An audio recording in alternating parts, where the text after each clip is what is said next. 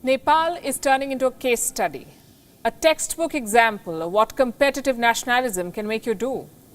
Nepal's leaders are fighting for power and they believe the best way to secure their credentials is by taking on India. So the Prime Minister gets more shrill by the day.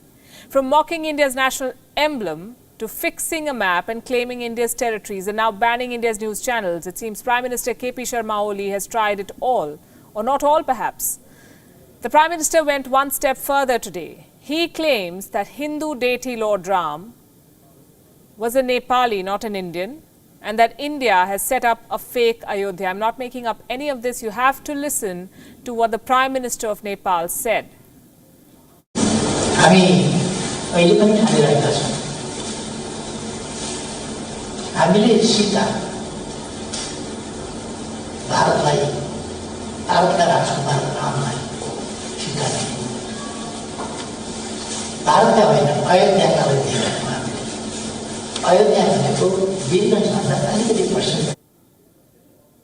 History, geography, diplomacy, he's getting all of it wrong. I can tell you, we played this over 3 times to make sure he said what we heard he said. But let me put the facts out for you. Ayodhya is the birthplace of Lord Ram. According to Hindu mythology, the city of Ayodhya, according to geography, is located in the Indian state of Uttar Pradesh. But misleading the world with alternative history and alternative facts is a trick from the Chinese playbook. And now it seems Nepal is drawing lessons from China in more ways than one. Let's also look at what else Prime Minister Oli has been learning from China.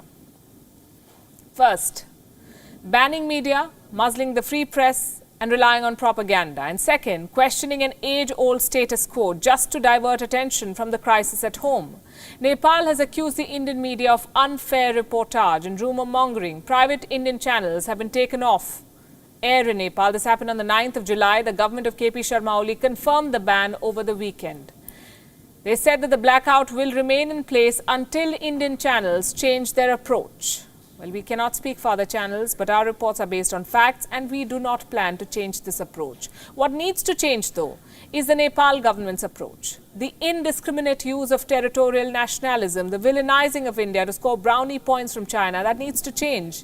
It may work for a while, or it may seem like it's working for a while, but the law of diminishing returns always sets in and people come out to protest, demanding accountability, not rhetoric.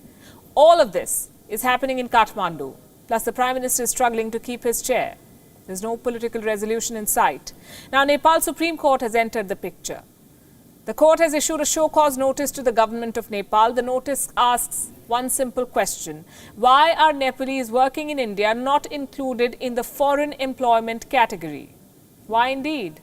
Unlike the Nepalese working in other countries, those working in India do not need labour permits or insurance.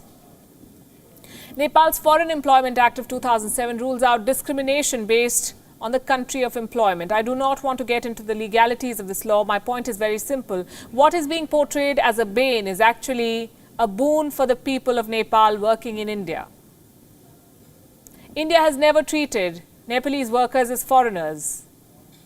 There are close to 8 million of them working in India as we speak. They have access to an open border. They do not need a visa or a work permit. So the current status is actually in favor of Nepal.